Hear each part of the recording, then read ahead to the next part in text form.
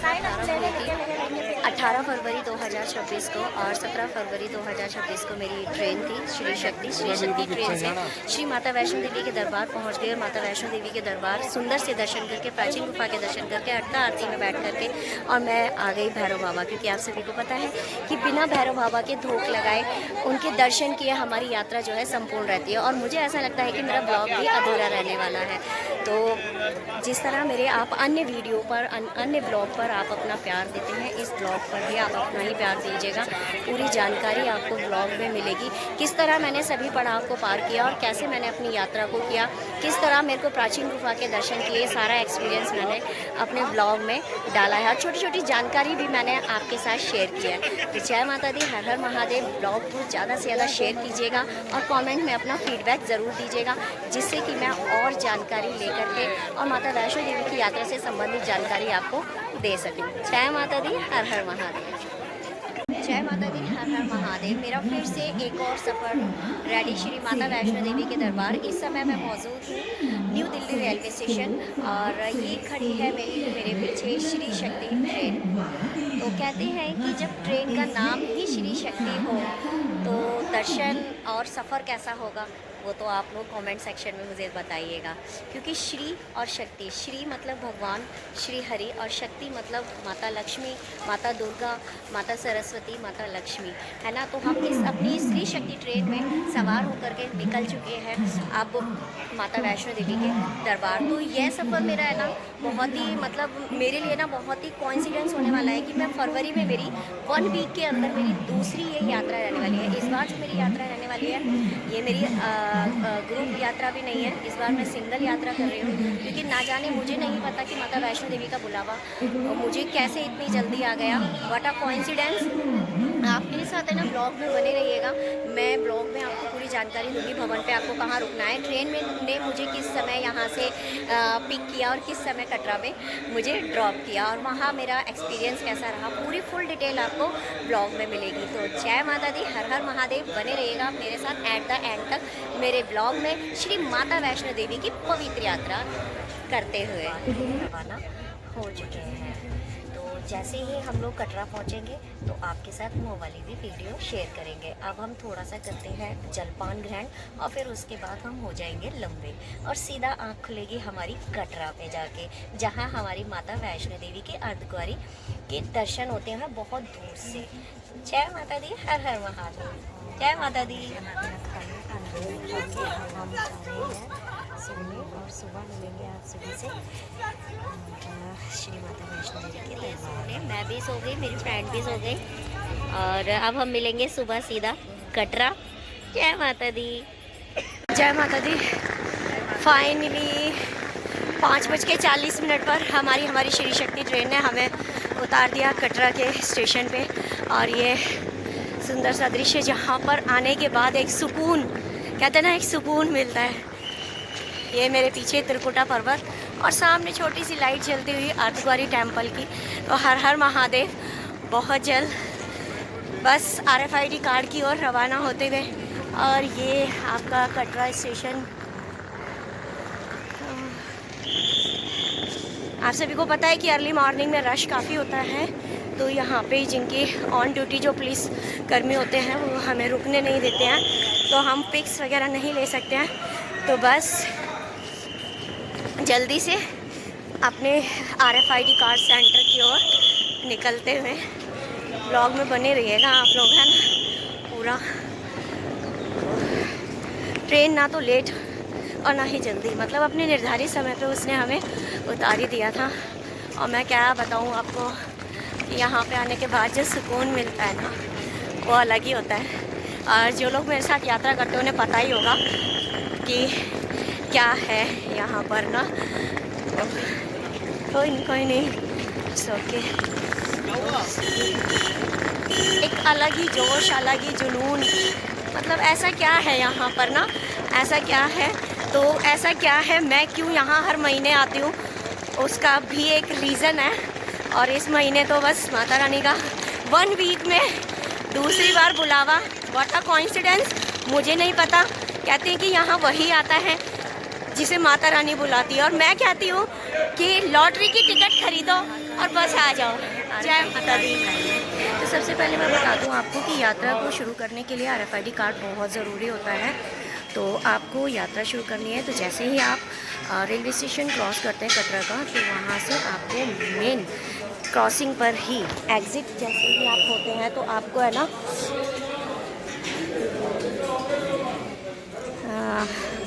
RFID card का registration counter मिल जाता है। तो सबसे पहले आप अपनी यहाँ से यात्रा पर्ची बनवाएं और अपनी यात्रा को प्रारंभ करें।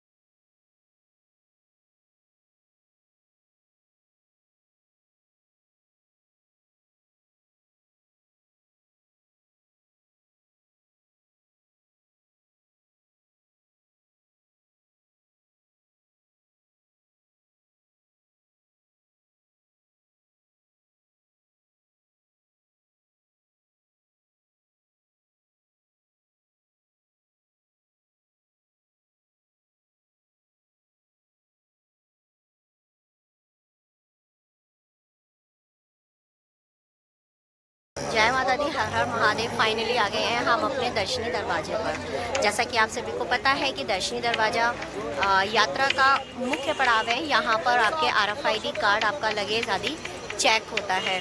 तो यहाँ से हम अपनी यात्रा को प्रारंभ कर रहे हैं। तो आप लोग मेरे साथ ब्लॉग में बने रहिएगा। जय माता दी।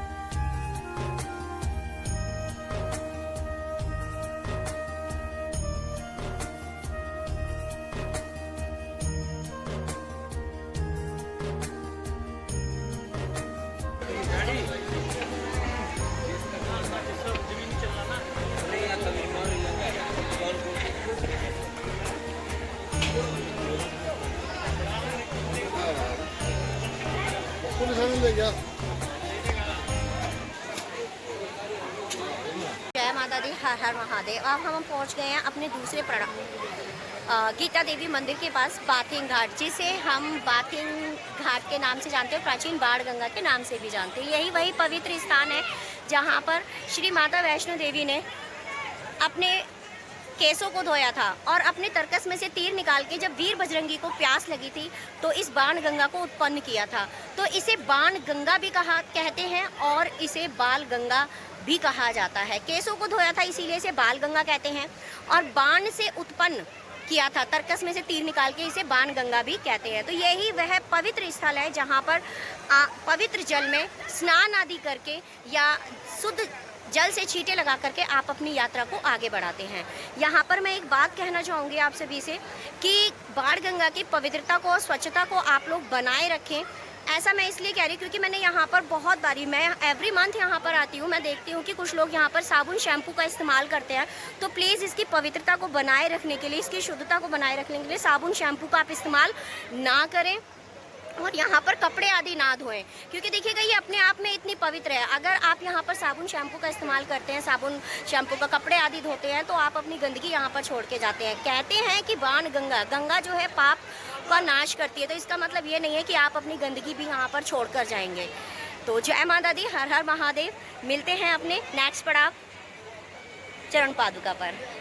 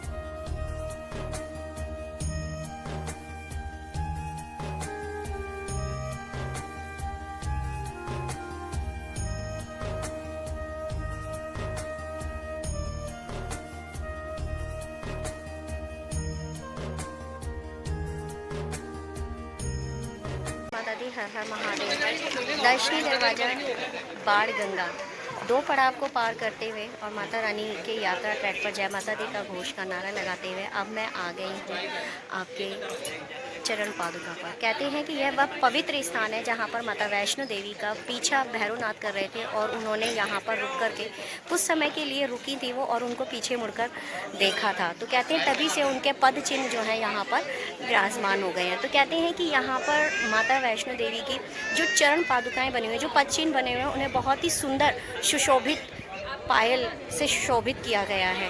तो अपनी यात्रा को संपूर्ण करने के लिए, मंगलमय बनाने के लिए कहते हैं ना कि जब हम किसी तीर्थ स्थल पर जाते हैं तो अपने माता पिता के चरणों को स्पर्श करते हैं। सबसे पहले सर्वोपरि माता पिता, उसके बाद जब हम तीर्थ स्थल पर जाते हैं तो वह हमारे लिए सर्वोपरि हो जाता है। तो यहाँ पर हमारी यात्रा माता वैष्णो देवी के पवित्र पावन चरण पादुका के जो चिन्ह यहाँ पर स्थापित हैं, उनके चरणों को हमने स्पर्श तो नहीं किया, उनके दर्शन करके उनसे आशीर्वाद लेकर और अपनी यात्रा को हम आगे बढ़ा रहे हैं। तो आप भी अगर माता वैष्णो देवी के दरबार आएँ तो यहाँ चरण पादुका मंदिर पर दर्शन अवश्य करें और अपनी यात्रा को सुगम बनाने के लिए माता वैष्णो देवी के श्री चरणों में हाजिरी लगाएं और आप आगे की ओर प्रस्थान करें। तो जय माता दी। अब मैं मिलती हूँ आपको अपने अगले पड़ाव पर। हर हर महादेव। पादुका, हाथी मत्था, अर्धकुंवारी, भवन आ गया, झोली फैला लो, सुंदर दर्शन देंगी मैया। बोल सच्चे दरबार की, दरबार की, माँ के प्यार की, माँ की सच्ची सरकार की। जयकारा वैष्णो रानी का, बोल सच्चे दरबार की। माई मेरी सचिया जोता वाली माता तेरी सदाई जय। आज स्ट्राइक के बाद हम बहुत थक चुके थे, हमें तो उम्मीद नहीं थी कि कोई शॉप भी खुली मिलेगी। तो 526 जो सीढ़ियाँ पड़ती है ना, उससे पहले ये आपका बीकानेर के पास जो एक शॉप है जहाँ पर फ्रूट चाट्स वगैरह और छोटा मोटा स्नैक्स भी मिलता है, वहाँ से ना हमने कोल्ड ड्रिंक ले ली। तो बहुत प्यास भी लगी थी, पानी की बोतल तो थी हमारे पास बट उससे प्यास नहीं बुझ रही थी, तो कोल्ड ड्रिंक ले लिया, एनर्जी लेते हैं और अब हम आगे बढ़ रहे हैं।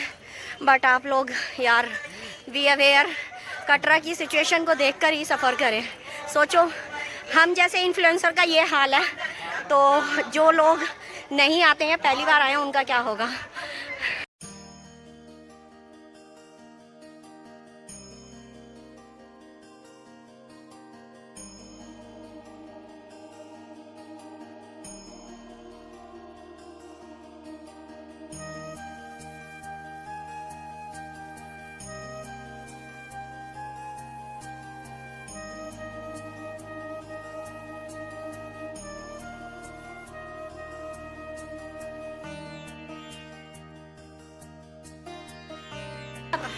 कहाँ से आए हो?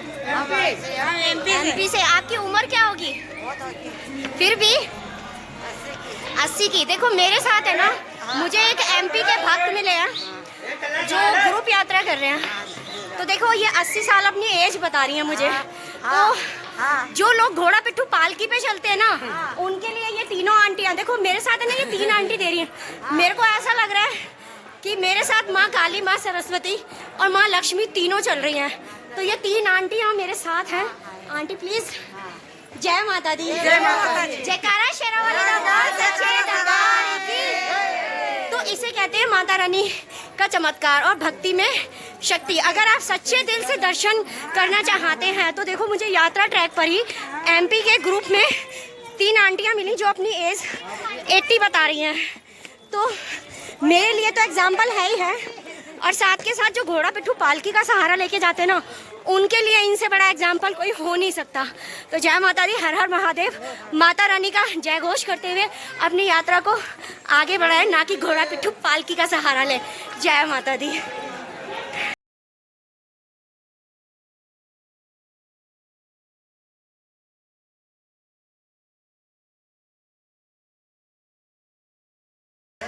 न्यू पॉइंट पे जो श्राइन बोर्ड की तरफ से होते हैं जितने भी ये भोजनालय हैं, यहाँ पर जो टी कॉफ़ी जो भी स्नैक्स वगैरह मिलते हैं अफोर्डेबल प्राइस में होता है, प्लस बेस्ट होता है।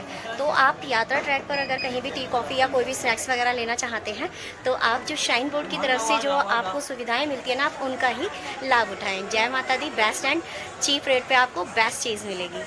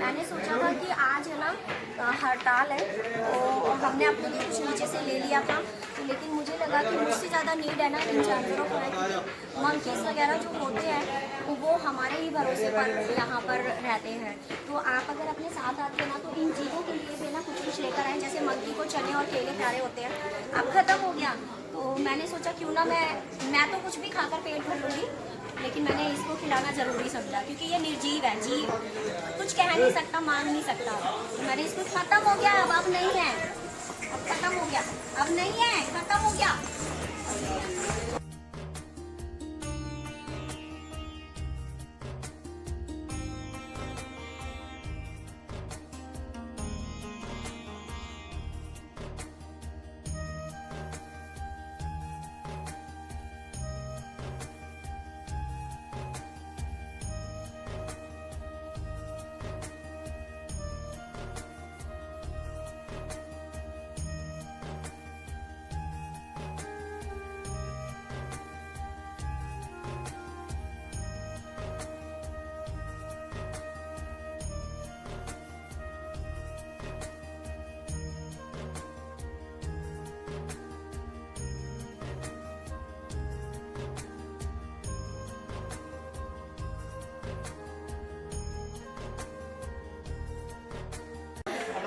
जय माता दी। फाइनली हम पहुंच गए हैं इंद्रप्रस्थ भोजनालय।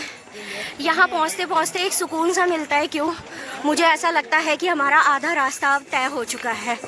ऐसा मैं इसलिए कह रही हूँ क्योंकि आधा रास्ता हमने, जो कहते हैं ना, जो ज़्यादा कठिन टफ चढ़ाई होती है, वो हम लोग क्रॉस करके आ चुके हैं। अब यहाँ से जो हमारा मार्ग है वो 2 पार्ट्स में डिवाइड हो जाता है। एक जाता है आपका हिमकोटी के लिए और एक जाता है आपका हाथी मत्था के लिए।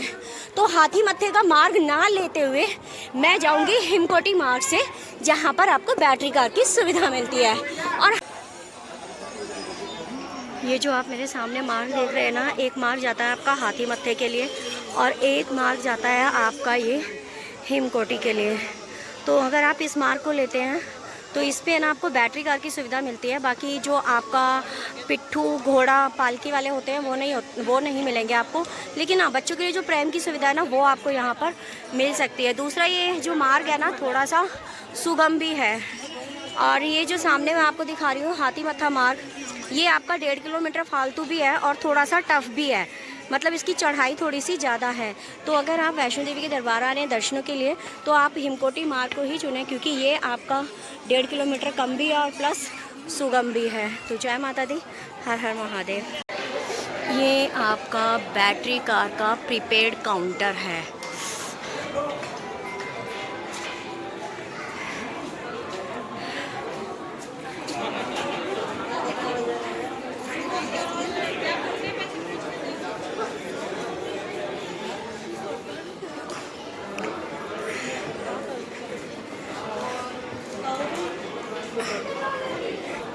है ना, ये सारा बैटरी कार के लिए आपको वेटिंग एरिया मिल जाता है। बैटरी कार के लिए ना वेटिंग एरिया, तो जिनका भी स्लॉट्स बुक होता है यहाँ पर आप वेट कर सकते हैं।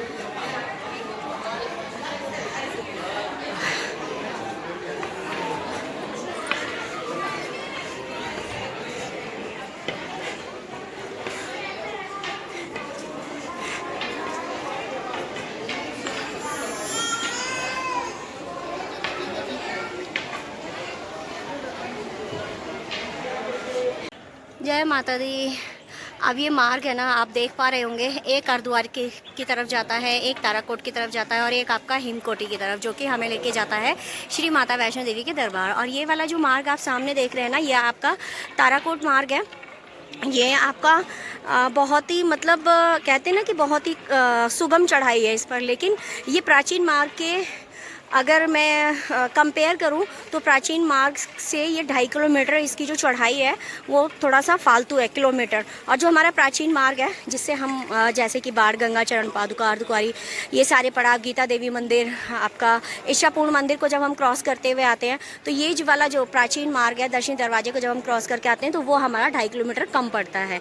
तो यहाँ पर आकर जो मार्ग है ये हमारा 3 पार्ट्स में डिवाइड हो जाता है। ये जाता है एक ताराकोट की तरफ और ये आपको ठीक सामने आप मेरी फिंगर देख रहे हैं, ये जाता है आपका हिमकोटी की तरफ। और ये जो थोड़ा सा आप ये ग्रीन कलर की जो रेलिंग देख रहे हैं ना, ये आपको हिमकोटी की तरफ लेके जाएगा। तो आप बने रहिएगा मेरे साथ ब्लॉग में, मैं आपको ज़रूर दिखाती हूँ कि मार्ग कैसे डिवाइड होता है और कैसे हम लोग हिमकोटी की तरफ जाते हैं। जय माता दी। तो बस दर्शनी देवरी, बाण गंगा, गीता देवी मंदिर, इच्छापूर्ण मंदिर और चरण पादुका होते हुए हम निकल आए अपने नेक्स्ट पड़ाव और खाना पीना खाते हुए अर्धकुंवारी की तरफ। तो अर्धकुंवारी जाने से पहले हम आ गए हैं हिमकोटी मार्ग से थोड़ा सा आगे, और जो कि रास्ता यहाँ पर 3 पार्ट्स में डिवाइड हो जाता है। एक जाता है आपका भवन के लिए, जो कि हिमकोटी मार्ग कहा जाता है।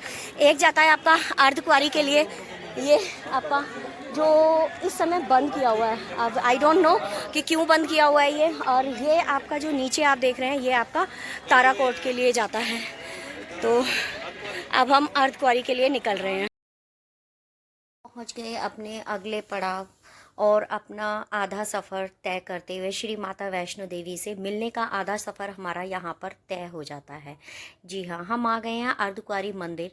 कहते हैं ये वही पवित्र स्थान है और हमारी पौराणिक कथाओं में भी और हमारे शास्त्रों में भी वर्णित है इस मंदिर का वर्णन और इस पवित्र स्थान का जो महत्व है।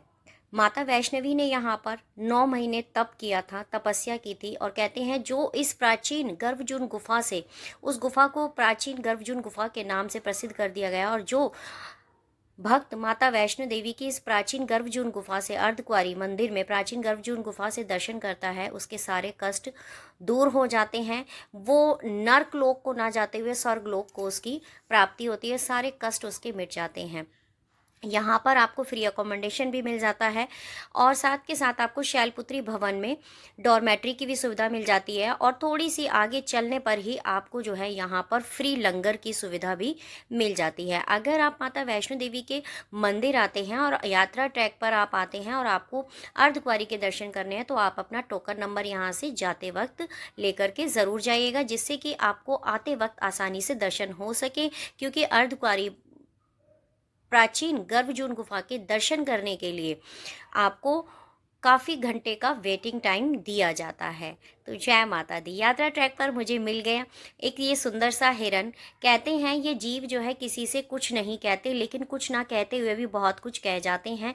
इनकी सहमी सी आंखें और एक इनका मासूम सा चेहरा, क्योंकि इन्हें इंतज़ार होता है कि कोई भक्त आएगा, कोई श्रद्धालु आएगा जो इनकी भूख और इनकी तृप्ति जो है मिटाएगा, इनकी प्यास मिटाएगा। तो आप अगर किसी भी तीर्थ स्थल पर जाते हैं तो जीवों के लिए अपने बैग आदि में ज़रूर कुछ खाने पीने के लिए लेकर जाएं, क्योंकि यह सब हमारी ही राह देखते हैं। और परम सौभाग्यशाली होते हैं वह लोग जो इन जीवों को खाना खिलाते हुए अपनी यात्रा को तय करते हैं, क्योंकि ये कुछ ना कहकर भी आपसे बहुत कुछ कह जाते हैं। और इनकी आंखों में जो एक इंतज़ार, जो एक राह होती है जो निहारते हैं ये आप सबकी, और जो दुआएं इनकी लगती हैं वो किसी एक मनुष्य से कम नहीं होती हैं। तो जय माता दी। आप अगर यात्रा ट्रैक पर कहीं भी किसी भी तीर्थ स्थल पर जाते हैं तो जीवों के लिए आप ज़रूर लेकर के जाएं।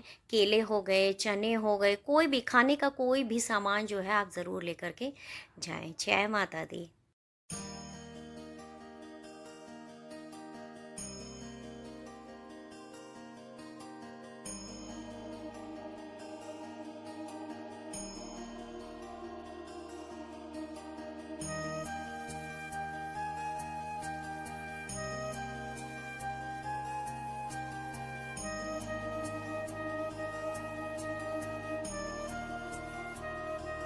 अब मैं पहुंच गई हूँ भवन 3:30 बजे, और मुझे ना छोटी सी कंचका यहाँ पर मिली है भवन पे पहुँचते ही। तो मुझे ऐसा लगा कि मेरी यात्रा जो है ना सफल हो गई है। बेटा आप कहाँ से आए हो? मैं बहादुरगढ़ से आई हूँ। बहादुरगढ़ से आए हो। आपका क्या नाम है? आव्या। आव्या। एक बार जोर से बोलो, जयकारा शेरा वाली दा बोल सच्चे दरबार की जय। मेरे सर पे हाथ रख दो। जय माता दी। जय माता दी। So cute. तो मेरी यात्रा हो गई है सफल, है ना। और ये सुंदर सा भवन माता वैष्णो देवी का, और हम यहाँ पर आप पहुँच चुके हैं फाइनली।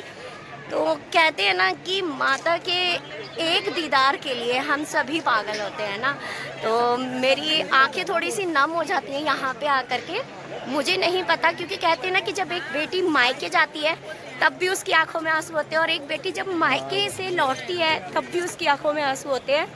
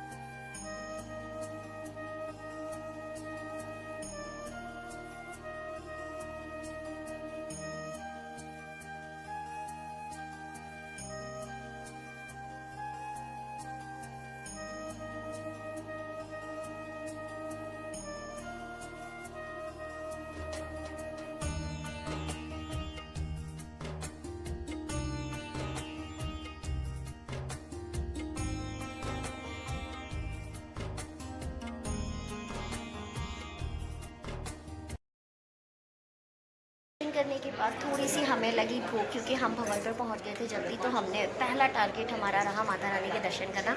और दर्शन करने के बाद हमें लगी भूख, क्योंकि अभी हमें डॉर्मेट्री अलॉट कराने में थोड़ा सा टाइम है, तो हमने सोचा क्यों ना माता रानी के मतलब भवन के नज़ारे देख लिए जाएँ। और फिर यहाँ पर भूख लगने के बाद हमने यहाँ पर ले लिया श्राइन बोर्ड की तृप्ति भोजनालय में हमने ले ली इडली सांभर और ये पोहा, और साथ के साथ ये हमारी चाय।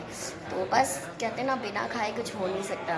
तो पहले हमने माँ का नाम लिया, दर्शन किया, उसके बाद हम लोग खाना खा रहे हैं। जय माता दी।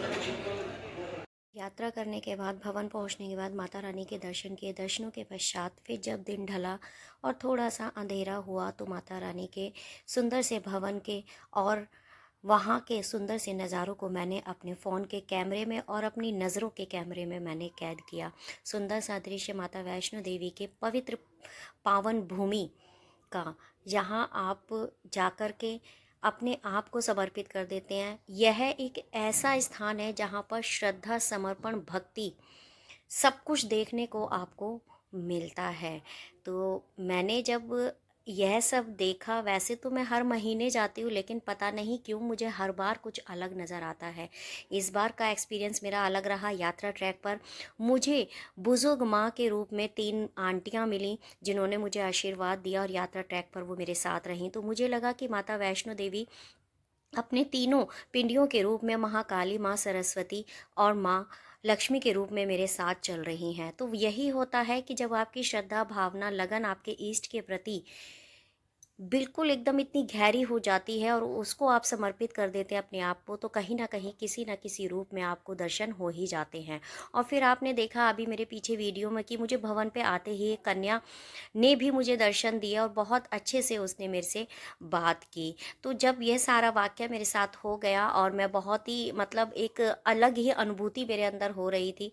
थकान तो मेरे चेहरे पर नहीं थी, लेकिन मैं सोना तो था, क्योंकि मुझे प्राचीन गुफा से दर्शन करने थे। तो थोड़ा सा आराम विश्राम करने के लिए मैं आ गई गेट नंबर 5 के ठीक सामने दुर्गा भवन में, जहाँ पर आपको फ्री अकोमोडेशन भी मिल जाता है और रूम और डॉर्मेट्री की भी फैसिलिटी आपको मिल जाती है। अगर मैं यहाँ पर रूम और डॉर्मेट्री की बात करूँ, तो मोस्टली जो है यहाँ पर जिनकी अटका आरती बुक होती है, उनको रूम और डॉर्मेट्री की फैसिलिटी होती है। अगर आप डॉर्मेट्री की फैसिलिटी या रूम की फैसिलिटी आप चाहते हैं, तो आप श्राइन बोर्ड की वेबसाइट www.maawaishnodevi.org पर जाकर कर सकते हैं। वहीं मेरे को सुबह जब मैं उठी, तो मुझे मेरे एक सब्सक्राइबर मिल गए और उन्होंने मुझे पहचाना, तो उनका एक्सपीरियंस मैं आपके साथ शेयर करूँगी।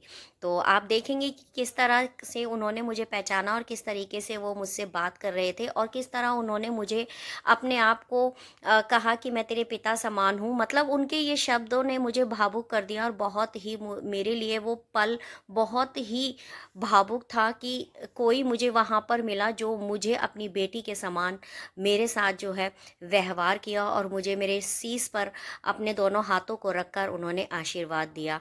तो थोड़ा सा एक्सपीरियंस मैं आपका उनके साथ भी शेयर करूंगी। जय माता दी।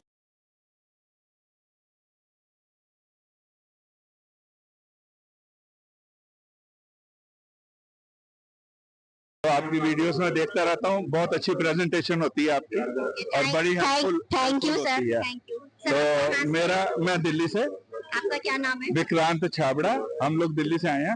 और हेमलता जी, आपको मेरी बहुत बहुत शुभकामनाएं हैं। बहुत बहुत धन्यवाद सर, शुभकामनाएं आपके भी। मेरे लिए आप बहुत बड़े हैं, एक बड़े भाई के जैसे हैं। और भाई के नहीं, पिता जैसे ही कह ले। मैं 70 हूँ, तो पिता ठीक है। बिल्कुल ठीक है, चल चाचा, बिल्कुल ठीक है। तो मुझे बहुत खुशी हुई। जय माता दी सर, जय माता दी। बहुत अच्छा लगा आपसे चलो, मिलके। आप खूब तरक्की करें। मेरी वीडियो अच्छी लगती है, बहुत अच्छी लगती जानकारी भी है, अच्छी मैंने लगती है। इसीलिए सब्सक्राइब किया था।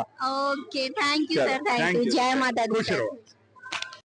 मुझे नहीं पता कि ये कौन थे, माता का भेजा हुआ कोई दूत था या हकीकत में ही मेरे सब्सक्राइबर थे, लेकिन मुझे इनसे मिलने के बाद बहुत अच्छी एक अनुभूति का एहसास हुआ। उसके बाद मैंने सुबह अटका आरती में बैठने के पश्चात मैंने ले लिया रोपवे का सहारा और मैं पहुंच गई बाबा भैरवनाथ के दर्शनों के लिए। जैसा कि आप सभी को पता है कि बाबा भैरवनाथ के दर्शन के बिना माता वैष्णो देवी की यात्रा अधूरी है। तो रोपवे का जो आपका किराया रहने वाला है, वो आपका 100 रुपीज़ पर पर्सन रहता है। और इसकी 2 घंटे की वैलिडिटी होती है। अगर आप भैरव घाटी से और भवन तक और भवन से भैरव घाटी भैरव बाबा के दर्शनों के लिए आना चाहते हैं, बाय फीट आने में अगर आप समर्थ नहीं हैं और घोड़ा पिट्ठू पालकी के पैसे देने में आप समर्थ नहीं है, तो आप रोपवे का सहारा लेकर भी भैरव घाटी आ सकते हैं भैरव बाबा के दर्शनों के लिए। अगर आप किसी कारणवश ऑफलाइन रोपवे के लिए आप ट्राई कर रहे हैं, तो आपको दुर्गा भवन के नीचे बेसमेंट में जाना पड़ेगा। वैसे कोशिश करें, क्योंकि रोपवे ही एक ऐसी सुविधा है श्राइन बोर्ड की तरफ से जो 24 आवर्स पहले भी आप इसकी बुकिंग करा सकते हैं। तो अगर आप रोपवे की बुकिंग करा कर आते हैं तो आपकी टाइम की बचत होती है, क्योंकि दुर्गा भवन में बहुत लंबी लाइन लगी होती है ऑफलाइन के लिए। तो जय माता दी। जानकारी कैसी लगी ज़रूर बताइएगा। तो यहाँ पर मैंने भैरव बाबा के दर्शन करके अपनी यात्रा को कर लिया है संपूर्ण, और यहीं पर मैं अपने ब्लॉग को भी दूंगी विराम। क्यों? क्योंकि देखिएगा, आप सभी को पता है कि माता वैष्णो देवी की यात्रा बिना भैरवनाथ की यात्रा के अधूरी होती है। तो यहाँ पर मैंने बाबा भैरवनाथ के दर्शन करके और आपको भी अपने साथ पूरी यात्रा ट्रैक के सभी पड़ावों के दर्शन कराकर आपको भी कृतार्थ करा, और साथ के साथ मैं भी कृतार्थ हो गई। और मैं धन्य हो गई कि आपने मेरा ब्लॉग पूरा देखा। नहीं भी देखा तब भी आप सबकी यात्रा मंगलमय हो, और माता वैष्णो देवी आप सभी के ऊपर अपनी कृपा बनाई रखें। जिनको बुलावा नहीं आता है उनको भी बुलावा शीघ्र अतिशीघ्र माता वैष्णो देवी भेजें, और आप सब भी माता रानी के उस दिव्य रूप के दर्शन करके और उस दिव्य अनुभूति को आप प्राप्त करें, जिस अनुभूति को मैं प्राप्त करती हूँ और मेरे को महसूस होती है। मैं चाहती हूँ कि जिस तरह माता रानी मुझे अपने दरबार बुलाती हैं, आपको भी बुलाएं और अपने दर्शनों से आपको भी कृतार्थ करें। तो जय माता दी, हर हर महादेव। ब्लॉग आपने अंत तक देखा, कैसा लगा कमेंट सेक्शन में ज़रूर बताइएगा। मैं फिर मिलूँगी आपसे ऐसे ही एक और ब्लॉग के साथ। तब तक के लिए आप सभी स्वस्थ रहें, मस्त रहें, और माता वैष्णो देवी की कृपा आप सभी पर बनी रहे। हर हर महादेव।